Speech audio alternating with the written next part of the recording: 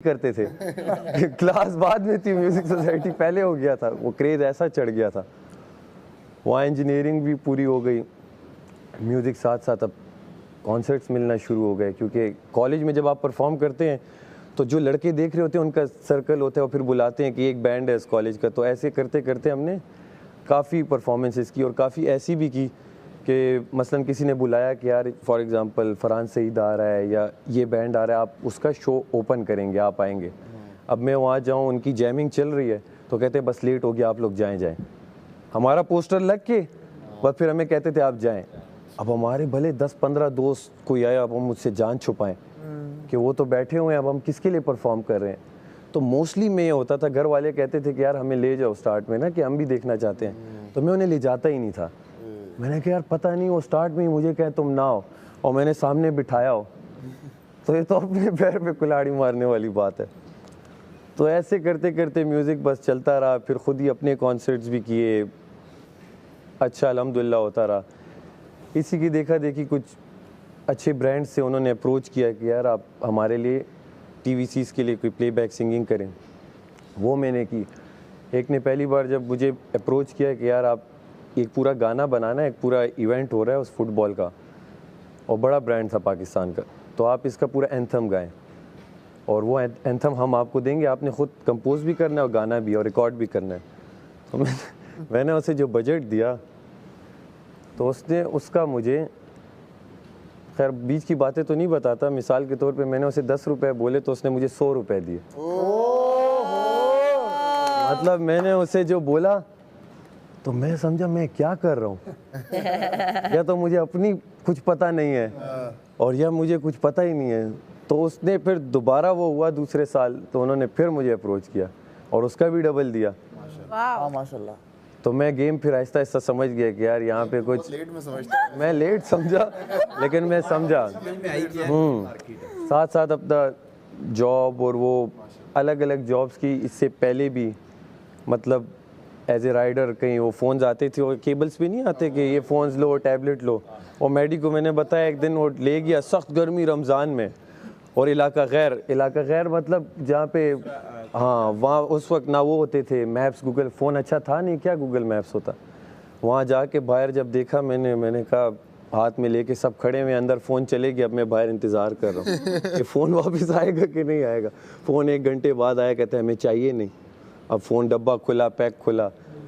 वहाँ 3-4 दिन मैंने किया, मैंने कहा यार ये तो मुझसे नहीं होता। खैर एक जानने वाला मुझे मिला, उसने कहा भाई आपको पता है घोड़े को क़यामत वाले दिन पता चलेगा कि उसमें कितनी ताकत थी, और वो किसी का टांगा बना हुआ है, किसी का घुड़सवार का घोड़ा बना हुआ है। तो कहते हैं आप उस रेस के घोड़े हो, आप ये क्या कर रहे हो।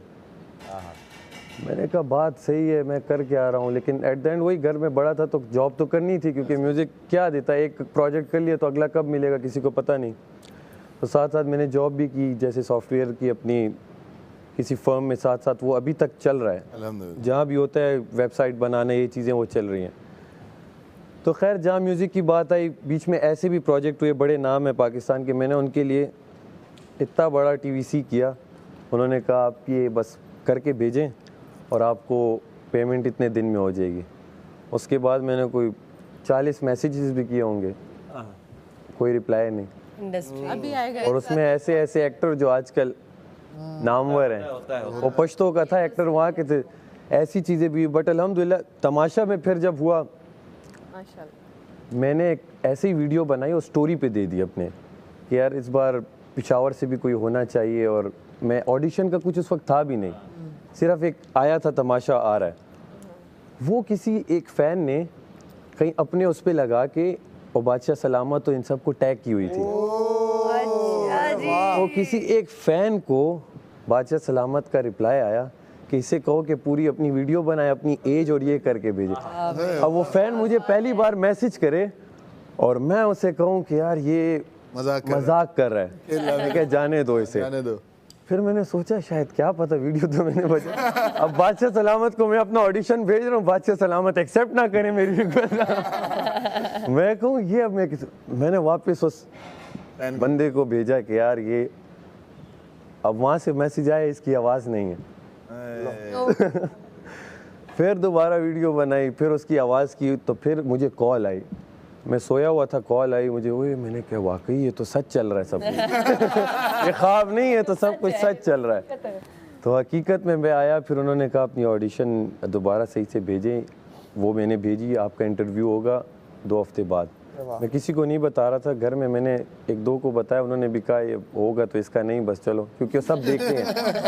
कह रहे तो बस अच्छी बात है। ये घर वाले पहले बोलते हाँ सब देखते हाँ हाँ, घर में देखते हैं। मेरी अम्मी तो डाई आर्ट फैन, मतलब वो एक बार नहीं बार बार उन्होंने देखा हुआ हैं। था। अम्मा का यही सीन है। हाँ मैं जब फैमिली वो फ्रेंड्स में बताया उनका हम देखते हैं, मैंने कहा अच्छा कह रहे हैं यार तुम्हारे लिए खैर हम मैंने- स्क्रीन लगाया करेंगे। बताया कि जिस दिन वो था मेरा इंटरव्यू हुआ, तो मुझे आइडिया हो गया कि शायद मेरा हो जाए, वो एक समझ आ जाती है। ऐसा ही है। फिर भी मैंने किसी को नहीं बताया, बस अपना काम शाम ये हो।